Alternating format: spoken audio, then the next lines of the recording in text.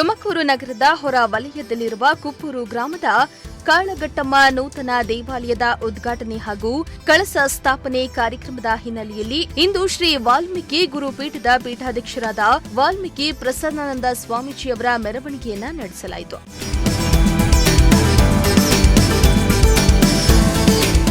ಸ್ವಾಮೀಜಿಯವರಿಗೆ ಹೂಗಳನ್ನು ಹಾಕಿ ಸ್ವಾಗತಿಸಿದ ಭಕ್ತರು ಬಳಿಕ ಅವರನ್ನ ಬೆಳ್ಳಿ ರಥದಲ್ಲಿ ಕೂರಿಸಿ ಮೆರವಣಿಗೆಯನ್ನ ಮಾಡಿದ್ರು.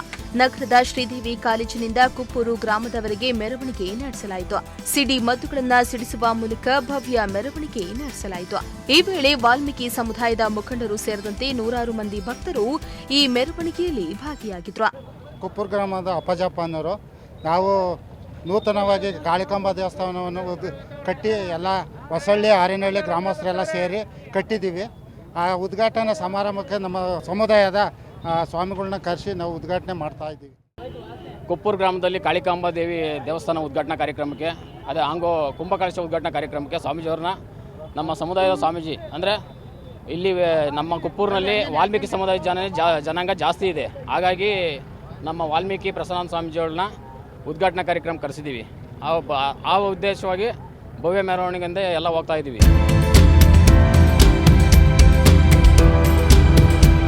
ಕ್ಯಾಮರಾ ಪರ್ಸನ್ ಸಂಜಯ್ ಜೊತೆ ಸುಷ್ಮಿತಾ, ಪ್ರಜಾಶಕ್ತಿ ಟಿವಿ, ತುಮಕೂರು.